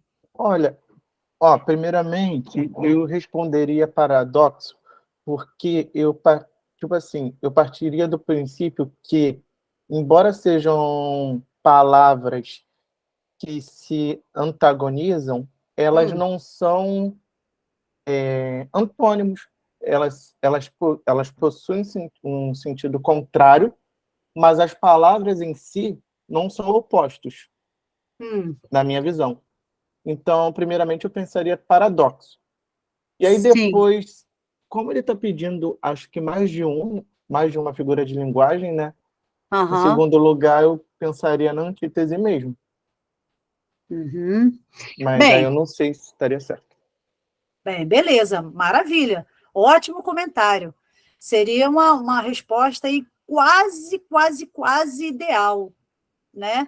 Se você respondesse dessa maneira, quem é que falou? Matheus ou Matheus. Matheus? Então, se você desse essa resposta aí, Matheus, talvez você não teria pontuação total. Ah, meu Deus. Não, presta atenção, você não teria a pontuação total nessa questão, mas você teria uma pontuação. Você seria levado em consideração o fato de você ter achado que essa figura de linguagem poderia ser um paradoxo por esse ou outro motivo, porque são duas palavras que se antagonizam, mas que têm ali uma carga semântica muito grande. Ok. Professor, agora que eu estou vendo agora com os comentários dos meus colegas, que a palavra sou, ela se repete, né? Se repete. Então, é um outro traço. Mas vamos, primeiramente, numa figura de linguagem que está muito explícita aqui. A gente vê aqui, né, eu vou fazer a consideração que você fez. Por que a gente poderia pensar, se fosse um paradoxo, a gente teria um conflito aqui. Mas aqui ele não coloca um conflito, ele simplesmente diz que ele é pobre, é mendigo e é feliz. Isso não é um conflito. Não. Um conflito, gente, é quando aquilo incomoda, aquilo machuca, talvez aquilo não faça parte da pessoa, né, dependendo do contexto. E você percebe aqui que ele traz essas três maneiras de pensar. Ele é pobre, ele é mendigo, mas ele é feliz. Ele não disse mais ele é feliz. Ele é feliz. Então, essa questão de você ter muito objetivamente, né, o E aí como sendo uma adição, né, sou mendigo e sou ditoso, ou seja, eu sou feliz. Isso traz para a gente, não traz uma carga semântica conflituosa. Não traz. E o paradoxo nada mais é do que um conflito. São oposições de ideias. Aqui você não tem oposição de ideia, ele aceita muito bem que ele é pobre, ele é mendigo, mas ele é feliz. Ele aceita bem. Embora ele está dizendo aqui, o verso acima reúne dois traços que podem ser considerados inconciliáveis. Pode ser, se fosse um paradoxo, seria inconciliável. Né? Na vida real, né, Matheus? Isso aqui é inconciliável. Sim. Pessoa que é pobre, mendiga, dificilmente né? A não ser que ela esteja assim num nirvana muito, muito alto, ela não é feliz, né? Ela tem suas dificuldades e isso não torna a pessoa feliz. Mas aqui ele diz, ó, sou pobre, sou mendigo e feliz. E tudo isso muda completamente essa carga semântica. Muda. Se ele deixasse claro ali que sou pobre, sou mendigo, mas sou feliz, você perceberia ali um antagonismo, né? São coisas distintas. Ele é pobre, ele é mendigo, olha, mas ele é feliz. Percebe? São duas coisas, são duas situações que se chocam. Mas aqui não. Ele aceita bem essa condição de ser pobre, ser mendigo e ser feliz. Por isso que a figura de linguagem muito explícita ali está na palavra. Eu teria que ficar mais preso, nesse caso, à palavra, né? Exatamente, você teria que ficar preso à palavra pela falta de carga semântica que tem aí. Sim. Porque se tivesse aí, sou pobre, sou mendigo, mas sou ditoso, contudo sou ditoso, se tivesse uma oposição aí de ideias, você perceberia um paradoxo real, né, total, mas você não tem. O que Porque você tem ali... o paradoxo, assim, pelo que eu vejo, né, ele tem muito dessa oposição de ideias, mas sim, que você lendo numa frase assim, a frase bem construída, dá a impressão de que naquela frase aquilo ali faz sentido, sabe? sim, Não é exatamente. esse a intenção? Faz sentido. Tem uma frase que eu gosto muito, né? Que eu até, quando eu trabalhava paradoxo com meus alunos de ensino médio, eu cantava para eles, né? E que diz assim, olha, perguntaram para mim se ainda gosto dela, respondi tenho ódio e morro de amor por ela. Então, gente, olha como é que você percebe que ali existe uma carga semântica, porque ele tem ódio, mas ele morre de amor. Esse mais, né, essa oposição está implícita, né? A carga semântica ali não está na palavra, e sim no sentimento, no conflito desse eu lírico, né? Quando ele diz, respondi tenho ódio e morro de amor por ela. Então, aí você tem um paradoxo, porque você percebe aí uma oposição, né, entre a primeira e a segunda oração. Aqui já não. Aqui ele diz que ele é pobre, ele é mendigo e ele é feliz. Então, ele aceita essa condição, né, de ser pobre e ser feliz. No entanto, ele ser pobre, ser mendigo, no entanto, ele é feliz. É uma aceitação. E isso já modifica completamente a ideia da figura de linguagem, paradoxo e antítese. Aqui você tem uma oposição de palavras, e não de carga semântica, não de sentimento. Percebe, Mateus? Sim. A frase então, aqui, curtinha e a gente vê basicamente a repetição das palavras e essa oposição do ditoso com mendigo e pobre, porque na realidade é impossível existir felicidade com a pobreza. É isso?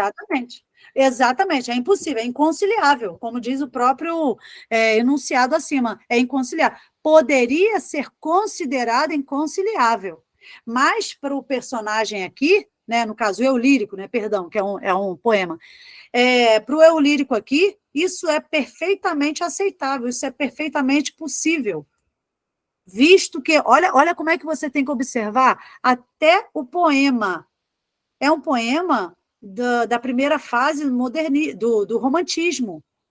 Então, Álvares de Azevedo, né, ele trazia aqueles poemas que falavam do mal do século, né, do amor que faz mal, o amor que machuca, o amor que causa náusea, causa aflição, né, faz sofrer, né, beira a morte, ao suicídio. Então, eles falam muito disso, né, no mal do século. E aqui ele diz, sou pobre, sou mendigo e sou ditoso. Olha como é que ele aceita bem a condição, né? Então, é isso que a gente tem que levar em consideração. Então, o que a gente tem aqui nada mais é do que a antítese, que é essa oposição de palavras e não de ideias. Ok? Bem, alguém chamou atenção aqui, né? Não sei quem foi, se foi o Matheus, se foi o Jean, se foi outra pessoa aí, chamou atenção para outra figura de linguagem, né? Porque aqui está pedindo duas. Qual seria a outra mesmo que vocês citaram? A galera falou anáfora. Não entendi? O pessoal falou anáfora. Anáfora, sim. E onde é que está a anáfora, gente? Primeiramente, o que é anáfora? Repetição de palavras. Isso. Sou. Isso, repetição de palavras, normalmente no início da frase, né? No início do verso. No início do verso. E aqui você tem uma repetição da palavra, né? Do verbo sou, né? O verbo conjugado sou no início do verso. Ó, sou pobre. Aí no segundo verso, sou mendigo. Terceiro verso, né? A continuação do segundo verso, porque você tem aí a conjunção e, sou ditoso. Então, essa repetição de palavra a gente configura como anáfora. Maravilha. Tem mais? No gabarito oficial cita algumas outras, mas não sei se encaixaria na opinião da senhora, que é gradação e repetição. A repetição, ela estaria na anáfora, né? Estaria na anáfora, né? Isso aí. E gradação. Isso aí. A gradação seria, por exemplo, se você não percebeu a anáfora ali, mas percebeu a gradação, são já duas figuras de linguagem, antítese e gradação. Estaria perfeita a resposta. Se você não percebeu a gradação, mas percebeu que tem antítese e anáfora ali, perfeito, você já respondeu ao que está sendo pedido, que são duas figuras de linguagem, que está reforçando o significado do verso. Então, mas se você achou gradação, você vai colocar? Poderia. Você não vai errar por excesso. Mas aqui está pedindo somente duas. Então, você pode colocar antítese e anáfora, você pode colocar antítese e gradação, você pode colocar... eu acho que, assim, se são inconciliáveis, a antítese ela tem que aparecer, não tem jeito, né? A antítese é inconciliável, é uma palavra que vai distinguir vai separar duas palavras que não dão aí, né, liga, por assim dizer. Agora, a gradação existe? Com toda certeza. Olha aí, ó, o clímax. Né? Sou pobre, sou mendigo, sou ditoso. Perfeito, há uma gradação aí sim. Então, não conseguiu achar anáfora? Pá, nervosismo, pai, meu Deus do céu, o que eu faço? Achei gradação. Pronto, coloca a gradação. Ok, gente? Então, você percebe que tudo isso depende do seu conhecimento sobre o assunto, está pedindo figuras de linguagem. Se você não achou a anáfora, aí, meu Deus, eu não estudei, eu não sei o que é isso, você nem passa pela sua cabeça, né? Que ali tem uma anáfora. Ok, mas se você estudou gradação e percebe que ali tem, claro que você tem que colocar. Ok, gente? Fechou, então? Professora, Ok. Pode falar, meu bem. Em relação à primeira pergunta, explicite esses traços. É para dizer a relação entre pobreza e felicidade? Você pode colocar aqui, olha, você pode colocar antes de antítese, ou depois aqui mesmo, ó. Você pode colocar assim, olha, antítese das palavras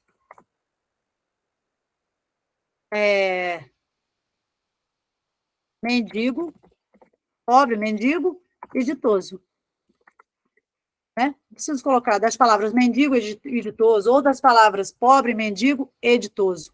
Tá? Você pode colocar, porque está pedindo para explicitar, né?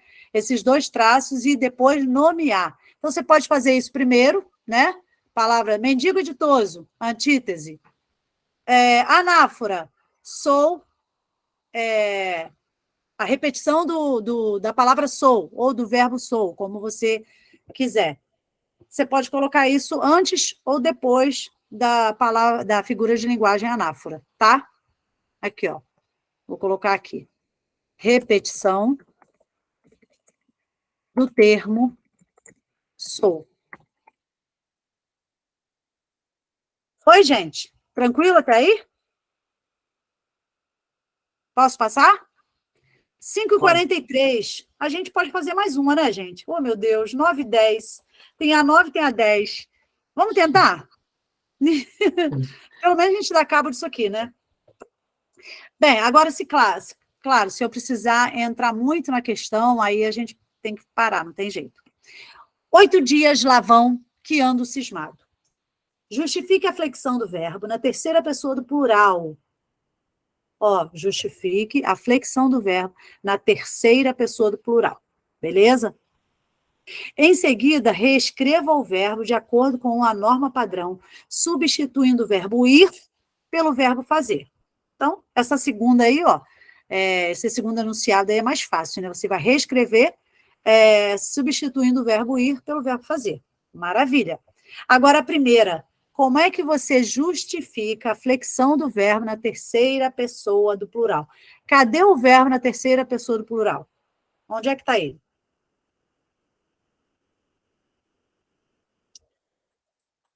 E aí, galera?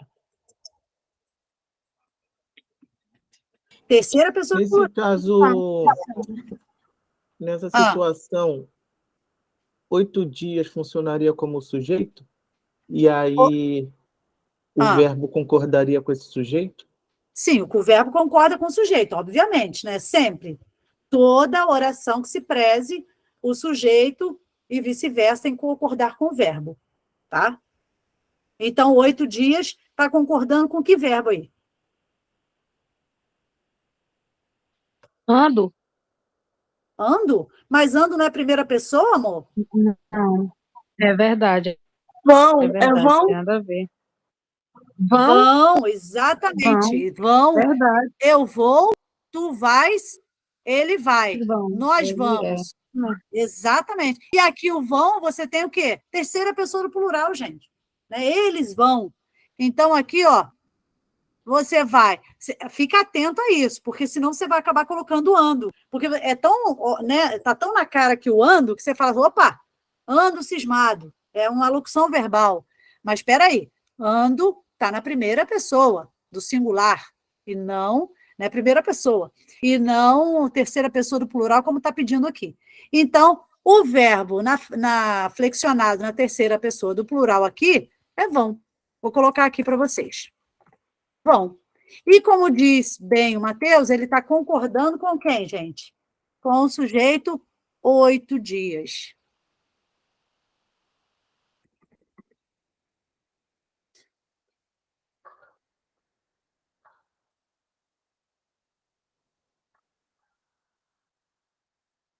Oi? Até aí? Sim. Aí depois está pedindo, reescreva o verso de acordo com a norma padrão, substituindo o verbo ir pelo verbo fazer. Só isso. Então, vamos lá. 8 dias. Ah, esqueci das aspas. Depois eu coloco. 8 dias lá passeando cismado. Essa forma que o Felipe colocou seria muito mais fluida, muito mais, assim, de leitura boa, sabe? Compreensível, né? Coesa. Compreensível. Isso, muito Mas mais, a gente tem muito que mais seguir a risca o que coesa, eles pedem, né?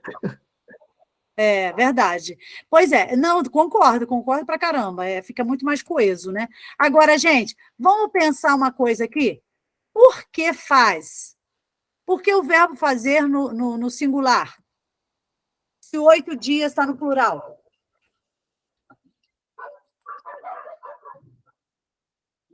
Como professora, desculpa. Porque mudou o sujeito e agora é cismado? É porque é sujeito indeterminado. Ah, porque o sujeito, na verdade, o sujeito aqui, gente, o verbo fazer, quando se trata de tempo decorrido, ele sempre vai estar no singular, tá? O verbo fazer, ele não está se referindo a um tempo decorrido aí, que é 8 dias, aliás, perdão, 8 dias? Então, ó, é tempo passado, é tempo que passou, decorrido. Se ele está se referindo a tempo decorrido, ele sempre vai permanecer no singular. Ok? Nunca esqueçam disso, hein? O verbo haver também. O verbo haver, o verbo fazer e o verbo existir. quando se refere a tempo passado, tempo decorrido, ele sempre permanecerá no singular. Anotem isso. Vocês já estudaram isso, é só relembrar, tá? Verbo fazer, o verbo ser também, o verbo ser e o verbo existir, mais o verbo haver, são 4, né? Haver, ter, haver, ser e existir. No Nesse... sentido. Fala. Desculpa. Não, desculpa, professora. Vamos lá, ó, vou até colocar aqui, ó. Não é a resposta, tá, gente? Mas eu vou colocar aqui só para vocês anotarem isso. Os verbos haver, fazer, ser e existir, referindo-se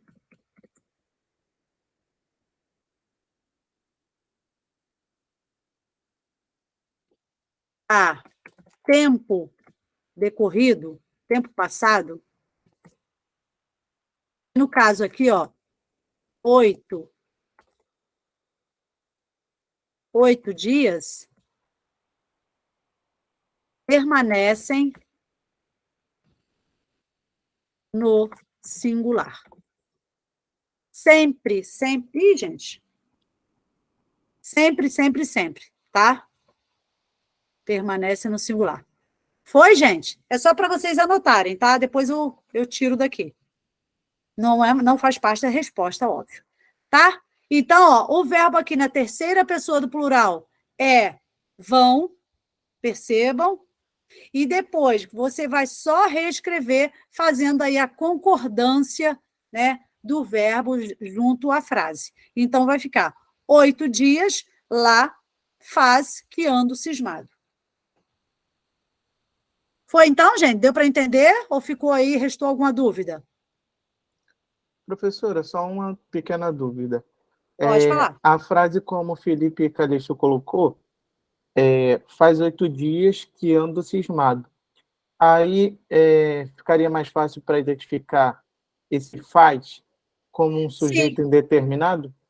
Sim, na verdade, ficaria mais fácil para identificar o sujeito indeterminado, né? Porque ele está na terceira pessoa do plural, com toda certeza. Na terceira pessoa do plural. Seria o vão.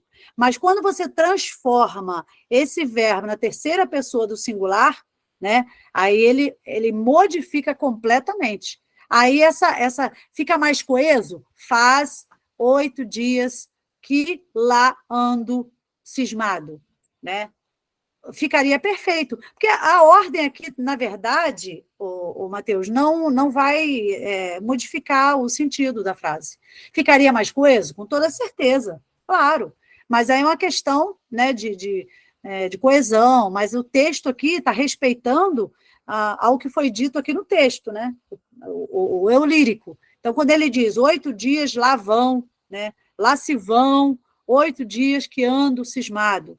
Então, aqui, quando você troca esse verbo que está no plural, né, na terceira pessoa do plural, por um verbo na terceira pessoa do singular, pelo verbo fazer, há a necessidade de você colocar esse verbo no singular, né, porque se trata de tempo decorrido. E é claro que ficaria muito mais coerente, coeso, você colocar a frase nessa ordem. Faz 8 dias que lá ando cismado. Né? Esse lá aí, gente, como sendo um termo modal, né? Ele se refere quando ele quer se referir a um tempo que foi né, importante, ou não foi tão importante assim, né? É um tempo que para ele não foi medido, né? Passou 8 dias, simplesmente.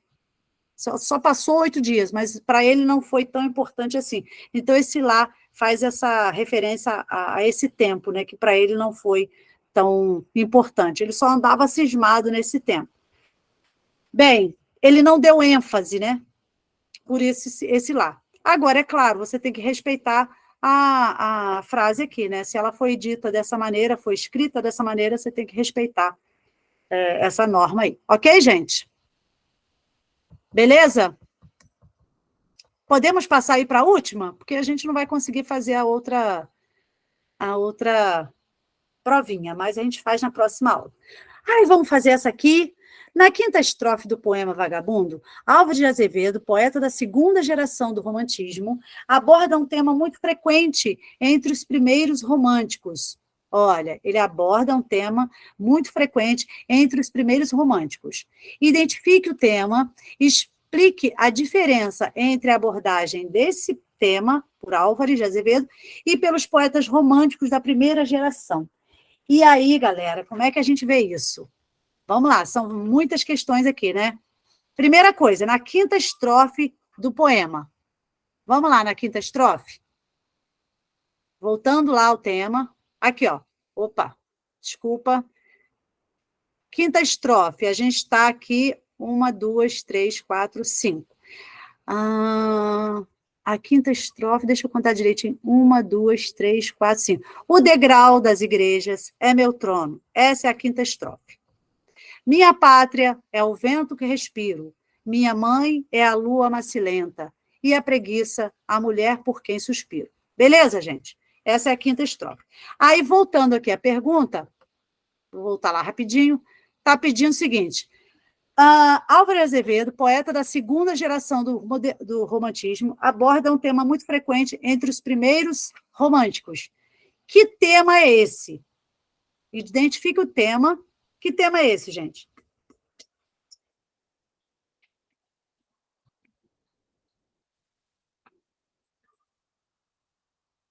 E aí?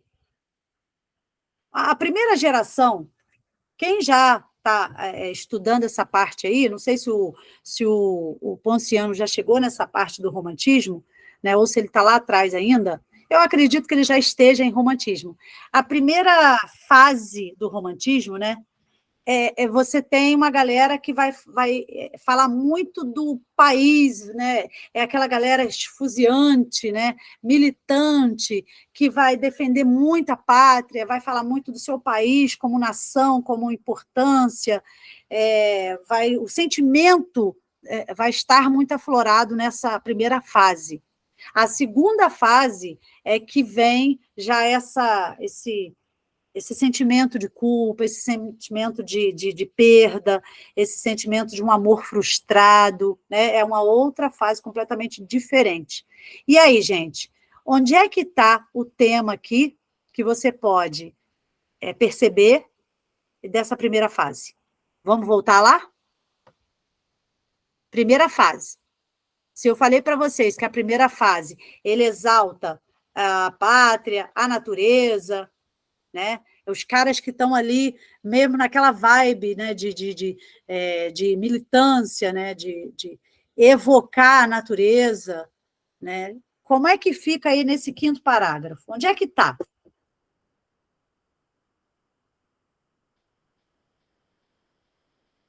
E aí, galera? Como é que eu vou levantar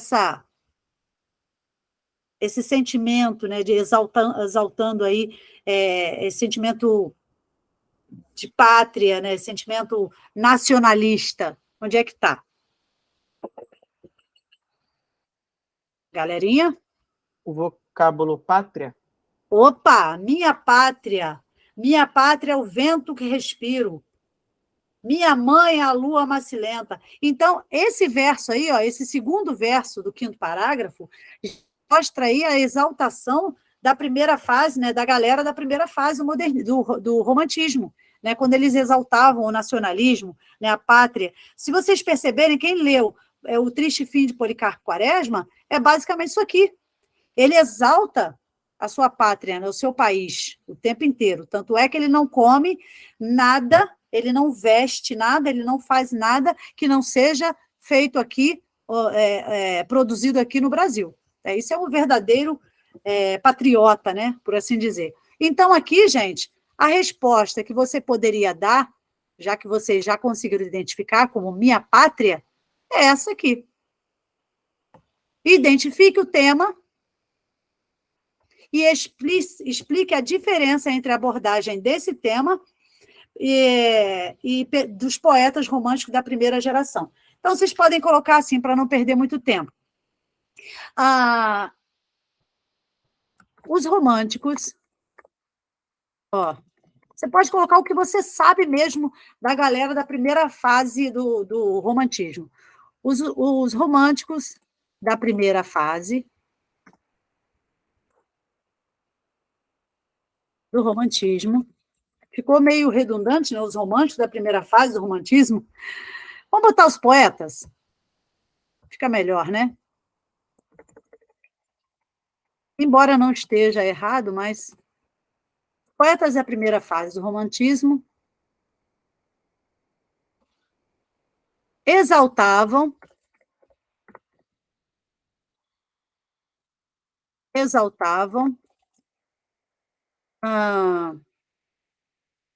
o sentimento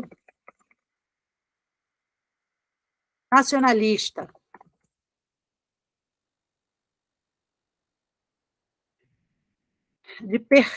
De pertencimento à pátria. Né? E aí, a pátria. E aí, depois ele pede, né, para você explicar a diferença. Álvares de Azevedo, né, que é esse poeta aí da segunda fase, né, que faz exatamente o contrário. Aí você vai dizer, ó, Álvares de Azevedo. Álvares é com S, desculpa. Deixa eu colocar na outra linha, que fica melhor. Vocês podem escrever, tá, gente?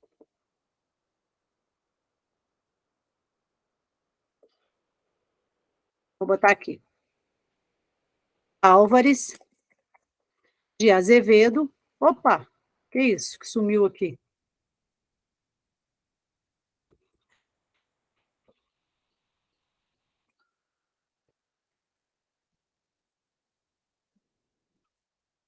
O que ele faz? Enxerga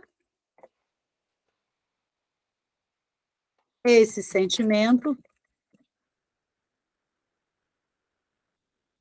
nacionalista por outro viés muito mais subjetivo. Ou seja, a maneira dele. Ele não enxerga a pátria como a galera da primeira fase. Né? Você vê que ele fala, minha pátria é o quê que ele fala aqui? Minha pátria é o vento que respiro. Diferente da galera da primeira fase, que minha pátria é a minha vida, né? É o meu país. E quando ele fala, minha mãe é a lua macilenta, né? Diferente da galera que considerava a pátria como minha mãe, né? E a preguiça, a mulher com quem respiro. Você percebe que é uma outra maneira de enxergar esse sentimento de nacionalismo. Ok, gente? Essa última pergunta aqui, ela é bastante... tem mais de literatura do que gramática, né? Vocês percebem isso. Aliás, ela é totalmente literária. Eu gostaria que vocês lessem um pouquinho mais sobre essa fase do romantismo, tá? Essa primeira fase, a segunda fase, como é que isso se deu, essa transição, tá? E quais foram essa galera que transmitiu esse sentimento, né, de o mal do século, né, de subjetividade, como é que eles enxergavam essa primeira fase aí. E é claro que vocês vão procurar livros que remetem a cada fase. Né? Um dos livros que é importantíssimo de vocês lerem é Triste Fim de Policarpo Quaresma, né, que faz referência a essa galera da primeira fase do romantismo, né, que exalta a pátria. Bem, e Álvares de Azevedo é esse cara maravilhoso que vai enxergar o amor, né, o amor a uma mulher, o amor à pátria, né, essa exaltação do sentimento ele vai enxergar de uma outra maneira, por um outro viés, né, por uma outra ótica, e é isso que ele vai colocar aí nos seus poemas, que ele fez muito bem em Vagabundo. Galera, eu gostaria de agradecer a presença de vocês, não sei se estão todos aqui, somos 14 nesse momento. Eu sei que a maioria tem um monte de coisa para fazer, mas eu agradeço o tempo que vocês passaram aqui. Ah, a Júlia leu o livro todo, ele exaltava. Exatamente. Isso, você leu Triste Fim, né? Luísa falou nacionalismo. Perfeito, Luísa. Era isso mesmo na questão 10. Tema nacional, Matheus. Matheus perguntou, essa exaltação da pátria e do indígena aqui no Brasil era uma maneira dos poetas românticos romperem com toda certeza. Com toda certeza. Sabe aquela questão que... Quem é que trouxe? Um iluminista que fala... Jean Rousseau. Rousseau que disse o seguinte, como é que é, gente? O que ele fala sobre corromper o homem? O homem nasce bom, mas a sociedade o corrompe. Exatamente, João Gabriel. Então, quando ele fala isso... Que o homem nasce bom, mas o corrompido homem pela corrompido pela sociedade, tem um coração corrompido pela sociedade. Exatamente. Então, quando ele traz esse outro viés, essa outra maneira de enxergar as coisas, né, principalmente o país, ele quer romper com essa visão, né, de homem correto, o homem que nasce bom e ele continua bom. Não, ele é modificado ao longo dos anos, né, pela própria sociedade, pela própria convivência, pelo ambiente, né? Então, tudo isso foi rompido através... A ideia era essa mesma, gente. Era essa mesmo, porque o momento que eles romperam com o teocentrismo, né, essa ideia de o homem como centro do universo, né, eu penso, logo existo, começou a fazer diferença, né, na vida do ser humano. Ele começou a pensar, enxergar as coisas de uma outra maneira. Não, peraí, o amor não é isso aí, não. Peraí, vamos parar, vamos conversar, né? E ele começou a colocar isso nos poemas. Um deles foi Álvares de Azevedo. Tem tantos outros. Tem Augusto dos Anjos também, que é maravilhoso, gente. E ele fala do amor, ele fala dessa exaltação do sentimento de uma maneira escatológica mesmo, né? De maneira bem literal, né? Que chega às raias da gente falar de secreção, de excreção, né, que o ser humano é capaz.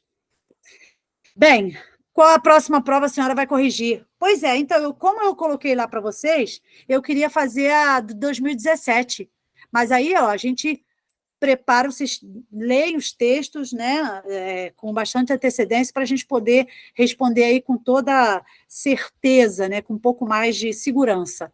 João Gabriel, o homem nasce bom, isso aí. Paloma, ok? João Gabriel, muito obrigada pela presença. Matheus, você também?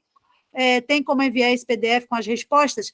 Eu vou tentar, eu não sou muito boa nisso não, Matheus, mas eu vou tentar salvar isso aqui e mandar para vocês, tá bom? Sem problema não. Qualquer coisa, se ficar gravado, eu pego de novo. Isso, você consegue pegar. Mas, se obrigado, não, eu vou tentar. Tá bom? De qualquer maneira, eu vou tentar. Gente, muito obrigada pela presença de vocês e até a próxima aula. Olha, eu não esqueci, não. A gente vai fazer uma aula falando sobre o livro, tá? Que vocês estão lendo. Um abraço, isso aí, 2017. Beijo, galera. Até lá, se Deus quiser. Bom descanso para vocês. Nada, Júlia, eu que agradeço a presença de vocês. Um beijo.